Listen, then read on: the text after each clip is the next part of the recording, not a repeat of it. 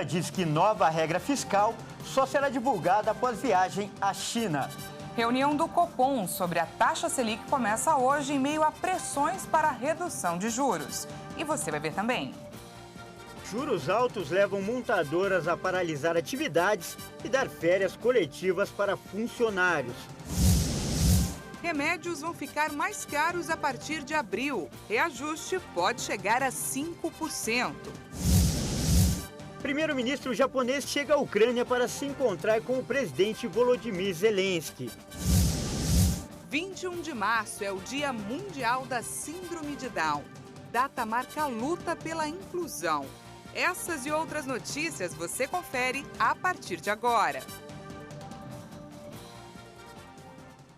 Olá, boa tarde. Como sempre, seja muito bem-vindo. Nós estamos ao vivo, agora são 13 horas e 3 minutos. 3 minutos pelo horário de Brasília. Muito boa tarde, Dani. Boa tarde, Kleber, e boa tarde, é claro, a você que nos assiste. Vamos juntos, então, conferir o que é notícia no Brasil e no mundo nesta terça-feira. E olha só, o presidente Lula disse nesta terça-feira que o anúncio do novo arcabouço fiscal só será feito após a viagem à China. A expectativa inicial era que o projeto fosse apresentado até o fim da semana. O embarque da comitiva presidencial está marcado para a próxima sexta-feira. A declaração do presidente Luiz Inácio Lula da Silva foi feita durante uma entrevista ao site Brasil 247. Lula afirmou que decidiu adiar o anúncio da proposta do novo arcabouço fiscal para o mês de abril, após o retorno da viagem oficial que fará à China. Ele disse que não se deve ter pressa para o anúncio, porque o projeto tem que ser discutido com vários setores da economia e também com o Congresso. A nova âncora fiscal vai substituir o teto de gastos, como um mecanismo de controle das despesas públicas. Então, nós embarcamos sábado. O Haddad não pode, comunicar uma coisa e sair. Você percebe? Seria estranho. Eu anuncio e vou embora. Não, o Haddad tem que anunciar e ficar aqui para debater, para responder, para dar entrevista, para visitar, conversar com o sistema financeiro, conversar com a Câmara dos Deputados, conversar com o Senado, conversar com os outros ministros, conversar com o empresário. O que não dá é a gente avisar e ir embora. Vai eu, vai o Haddad e vai um monte de gente embora para a China. E hoje começa a reunião do Copom para decidir a taxa de juros da economia. O governo pressiona para a redução da Selic, que está em 13,75% ao ano desde o ano passado. Este é o segundo mês que o Comitê de Política Monetária do Banco Central se encontra para decidir a taxa Selic, desde a posse do presidente Lula. A reunião segue nesta quarta-feira, quando é anunciada a decisão do grupo após o fechamento do mercado.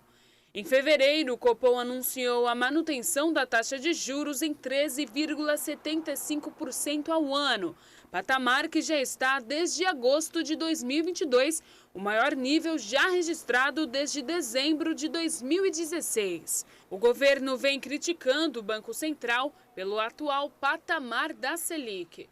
O ministro da Fazenda, Fernando Haddad, questionou como seria possível fazer uma política fiscal saudável com a atual taxa de juros, que derruba a arrecadação e enfraquece a economia. E para o vice-presidente Geraldo Alckmin, não há nada que justifique ter 8% de juros real, acima da inflação, sendo que no mundo inteiro há praticamente juros negativos. E ainda falando de economia, algumas montadoras paralisaram as atividades e deram férias coletivas para os funcionários. E um dos principais motivos é que os altos juros têm afastado os clientes. Isso porque o preço final aumenta muito e os bancos estão mais rigorosos para conceder financiamentos.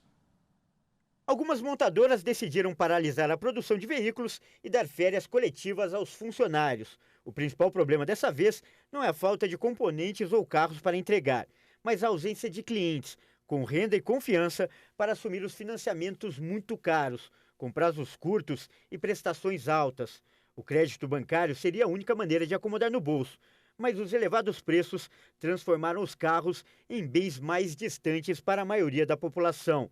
E o consumidor não consegue comprar à vista um carro novo, já que os modelos populares giram em torno de 70 a 80 mil reais. Segundo especialistas, os aumentos da taxa básica de juros, a Selic, feitos pelo Banco Central desde 2021, impactaram na redução do consumo e também aumentaram a dificuldade para conseguir crédito.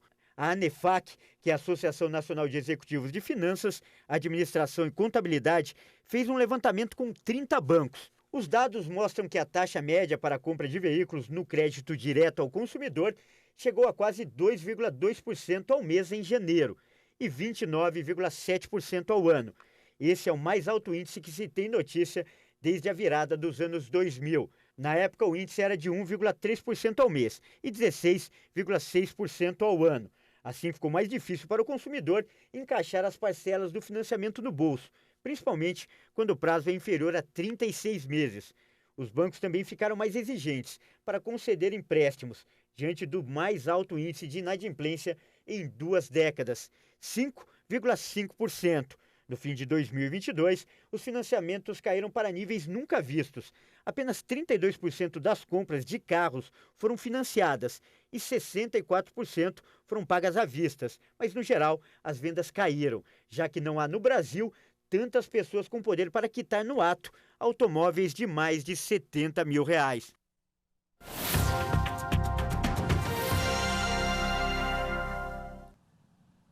E esse exemplo do mercado automobilístico que a gente acabou de ver agora mostra como os juros altos têm afetado a vida de nós brasileiros.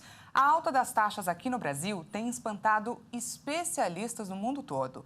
O economista Joseph Stiglitz, que é o Prêmio Nobel de Economia, está aqui no Brasil para participar de um seminário promovido pelo BNDES e durante o evento ele disse que a taxa de juros aqui equivale a uma pena de morte. Verdade, Dani. E esses últimos acontecimentos aumentaram a expectativa em relação à reunião do Copom, que começou hoje e vai anunciar amanhã a nova taxa Selic, que é a taxa básica de juros da economia. O encontro é um dos mais aguardados dos últimos tempos. E para falar sobre esse assunto, nós vamos conversar agora com um especialista, o economista César Bergo. Boa tarde, César. Mais uma vez, um prazer falar com você. Boa tarde, Dani. Boa tarde, Kleber. Estou à disposição de vocês. Bom, César, primeiro nós queríamos que você mostrasse na prática como os juros têm afetado a vida do consumidor brasileiro. Por exemplo, quando a pessoa precisa pegar um dinheiro emprestado ou entrar em um financiamento. Sim, afeta de duas formas. Como consumidor, porque o empréstimo, o financiamento está em toda a cadeia produtiva e encarece o produto e o produtor repassa isso para o consumidor. Então, é um fator que aumenta o preço dos produtos. Já outro fato é o orçamento, né? Então, o salário não é corrigido, você no final do mês precisa de um dinheiro ali para cobrir talvez uma compra, você vai recorrer ao cheque, ao cartão de crédito, juros exorbitantes, então você fica sem alternativa e vai buscar um empréstimo, um financiamento, e aí você entra naquela famosa bola de neve. Então você vai se endividando, não tem como pagar, né? Aí o seu nome fica sujo, entra em inadimplência, você não consegue mais tomar empréstimo e aí vira aquele problema do orçamento. Então a taxa de juros muito elevada não prejudica não só a produção, como os vimos aí nas questões dos carros, mas também os orçamentos domésticos ficam proibitivos e aí você tem todo esse problema que as pessoas têm que administrar, porque as famílias acabam ficando inadimplentes, Dani. E César, um dos efeitos colaterais dessas taxas elevadas é o aumento da inadimplência, como você disse. Por isso, inclusive, o Stiglitz, como a Dani lembrou bem no início dessa conversa, definiu como pena de morte, justamente pela dificuldade de pagar. E agora eu queria que você falasse, o risco é realmente muito grande hoje, acima do normal? Na verdade, a nossa população, né, independente do que o Stiglitz falou, é uma população que tem baixa educação financeira. Então, ela realmente não consegue fazer aquelas contas de que a minha despesa tem que caber dentro do orçamento. Então, a taxa de juros é um componente que deve ser avaliado quando você vai comprar alguma coisa. E muitas vezes as pessoas compram por um impulso. Depois é que vão ver que compraram e aí você tem que pagar e, de fato, fica todo esse imbróglio com relação à inadimplência. Que a inadimplência ela é uma doença realmente na questão financeira e orçamentária. As pessoas elas ficam preocupadas, não dormem, e acabam prejudicando a sua saúde também, que é muito grave isso. Mas, de todo modo, o que acontece é, primeiro, disciplina. A pessoa tem que realmente fazer as suas contas, verificar qual é a margem que tem para gastar, né? Uma vez endividado, buscar algumas soluções, do tipo renegociar as dívidas, depois fazer uma procura para créditos mais baratos, né? Fazer uma pesquisa. E, por último, também, às vezes, se valer até de um parente, de um amigo, que tem dinheiro depositado na poupança, que pode emprestar por 1 ou 2 meses para você solucionar esse problema, e aí você pode tocar sua vida normal. Agora, não tenha dúvida, né? Os órgãos de defesa do consumidor têm olhado isso, mas, do outro lado, tem também aquelas empresas que cuidam da inadimplência, que negativo o nome, né? Então, recentemente, nós vimos movimentos com vistas à renegociação dessa dívida, e é fundamental para o consumidor você se valer dessas oportunidades. César, tem ficado cada vez mais difícil para as pessoas conseguir crédito. Os bancos e as financeiras têm ficado mais rigorosos com relação a isso? Não tenha dúvida, né? Existem os princípios do crédito para você fornecer, né? E cada dia está mais difícil, porque as pessoas não têm mais aquilo que a gente chama de crédito, né? A pessoa tem problemas com endividamento, com inadimplência, e os bancos também ficam preocupados, porque o dinheiro não é dele, o dinheiro é do depositante. Então, ele capta junto ao depositante para emprestar para o tomador. Então, quando a inadimplência ela aumenta, você tem um componente aí que os juros aumentam no banco, porque ele vai cobrir esse risco, né? Então, de todo modo, não tenha dúvida que o sistema financeiro ele está, assim, de alguma forma, colocado que as pessoas têm que ter responsabilidade na hora de pagar, mas é o que eu já falei, principalmente educação financeira, a pessoa tem que fazer as suas contas, verificar quanto que ganha, para não incorrer numa dívida que vai gerar numa inadimplência. Porque, lembrando, existe a boa dívida, aquela que você compra um bem que vai valorizar, né? Tudo bem. Mas existe aquela que você gasta e você nem sabe onde gastou, né? Então, realmente, a pessoa tem que ter uma certa consciência para não se endividar, viu? E diante de todo esse cenário que você acabou de descrever, o que devemos esperar dessa reunião do Copom, que vai definir a taxa básica de juros, César? Olha, eu não acredito assim que as pressões do governo vão fazer algum efeito nos técnicos do Banco Central. É todo um componente que tem departamentos, diretorias, que levantam dados com relação à inflação e comportamento.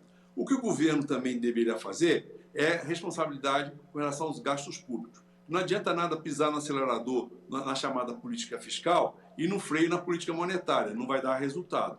Bom, eu acredito até, pelos indicadores que foram publicados essa semana ainda, ontem mesmo saiu o Boletim Focus, com a expectativa positiva do mercado com relação à queda da inflação e também com relação ao comportamento do Produto Interno Bruto, eu acredito que pode até ter uma surpresa do Banco Central com relação a uma redução de 0,25 na taxa básica. Mas, de todo modo, a expectativa é de que ele mantenha essa taxa em função das questões não só internas, mas internacionais também, com relação à questão da política monetária americana e também europeia. Então, assim, do ponto de vista técnico, né, o Banco Central ele deveria estritamente manter a taxa, porque a previsão é que a taxa de juros caia no decorrer do ano e vai chegar no final do ano por cerca de 12%.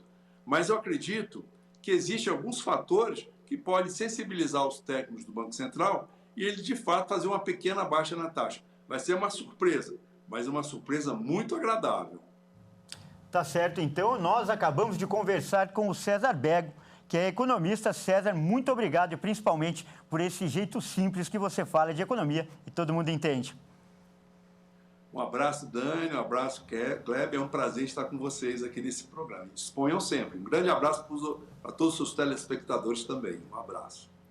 A varejista Americanas apresentou um plano de recuperação judicial.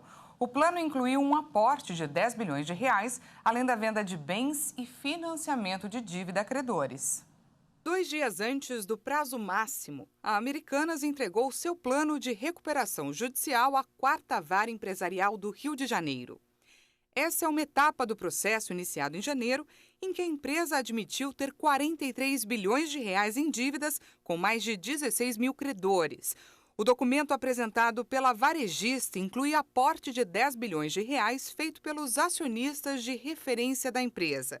O texto também prevê leilão reverso conversão de dívida de ações e a venda de ativos. Entre os bens a serem vendidos, a empresa estima receber entre 2 e 3 bilhões de reais pelo hortifruti natural da terra, a participação da companhia no Grupo Único, que tem empresas como a Imaginarium e uma aeronave com valor estimado em 44 milhões de reais.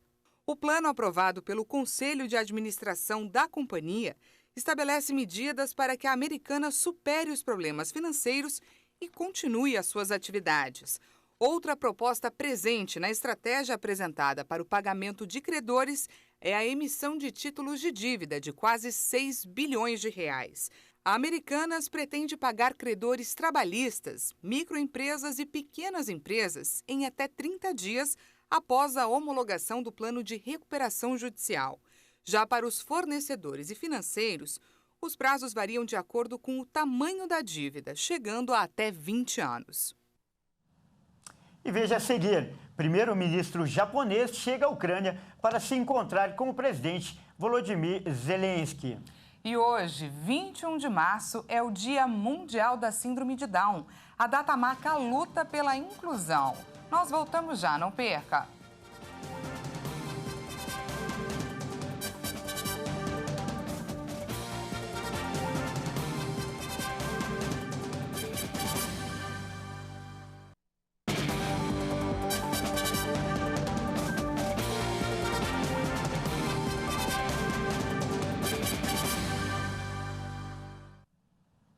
Seja bem-vindo mais uma vez, estamos de volta ao vivo, agora 1h21 pelo horário de Brasília. E nós voltamos com uma notícia não muito boa para os consumidores. Infelizmente, né, Dani? Isso porque os preços dos remédios devem ficar mais caros em todo o país a partir de abril. O limite do reajuste é estabelecido pelo governo e pode ser repassado pelas farmácias de uma vez ou ao longo do ano. A partir do dia 1º de abril, os preços dos medicamentos devem subir cerca de 5% em todo o país.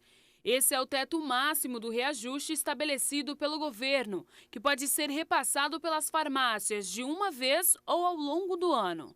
Este ano, a alta acompanha a inflação do período, que foi de 5,6%. Enquanto os preços não sobem, as farmácias preparam os estoques para atrair os clientes com o valor antigo e melhores condições de pagamento.